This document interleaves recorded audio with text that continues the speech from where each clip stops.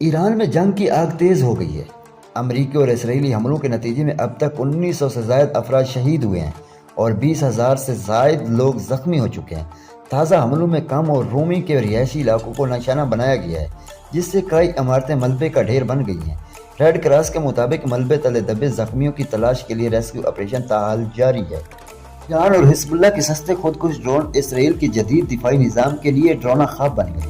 اسرائیلی media کا دعویٰ ہے کہ ان ڈرونز کو روکنے پر لاکھوں ڈالر ضائع ہو رہے ہیں۔ اس خوف سے اسرائیل نے یوکرین سے مدد مانگی ہے، جبکہ یوکرین نے 5 عرب ممالک میں اپنے خصوصی فوجی یونٹ بھی تعینات کر دیے ہیں۔ وزیر اعظم شہباز شریف کا عوام کے لیے بڑا ریلیف، پٹرول اور ڈیزل کی قیمتیں برقرار رکھنے کا اعلان کر دیا گیا ہے۔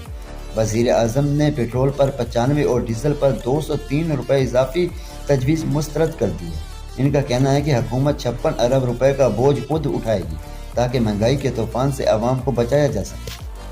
بھارتی وزارت خارجہ کے ترجمان نے پاکستان پر شدید تنقید کرتے ہوئے 1971 کے واقعات کو عالمی ضمیر کے لیے جھٹکا قرار دے دیا ہے۔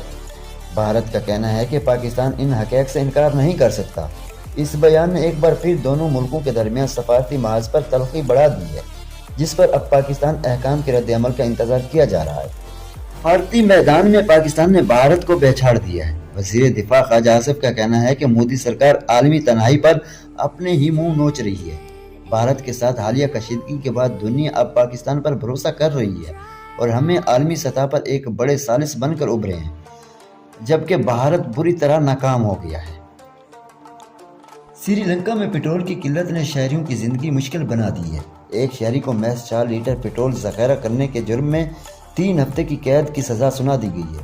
دنیا بھر کی طرح سری لنکا بھی ایران جنگ کی وجہ سے توانائی کی شدید بحران کا شکار ہے، جہاں اب ایندھن کے معمولی ذخائر اندوزی پر بھی سخت قانونی کارروائی کی جا رہی ہے۔ فاسٹ بولر نسیم شاہ بڑی مشکل میں پھنس گئے ہیں۔ پی سی بی نے سوشل میڈیا پر وزیر اعلیٰ پنجاب مریم نواز پر تنقید کرنے پر انہیں شو کوز نوٹس جاری کر دیا ہے۔ اگرچہ نسیم شاہ نے پوسٹ ڈیلیٹ کر کے اکاؤنٹ ہیک ہونے کا بھی دعویٰ کیا ہے، مگر پی سی بی نے سینٹرل کنٹریکٹ کے خلاف ورزی پر ان سے جواب طلب کر لیا ہے، جس سے ان کا کنٹریکٹ خطرے میں پڑ سکتا ہے۔ جی پی ایل 2026 کا میلہ سجتے ہی میدان میں زلزلہ آ گیا۔ چیلنجرز 99 کے ضیاء لیفٹی نے وہ تاریخی اننگز کھیل کر مخالف بولرز کے چھکے چھوڑ گئے۔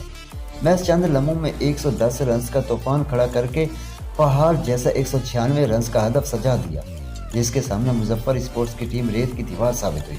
چیلنجرز 99 نے یہ مارکہ 80 رن سے جیت کر اپنی دھاک بٹھا دی اور مین آف دی میچ رہے ضیاء لیفٹی۔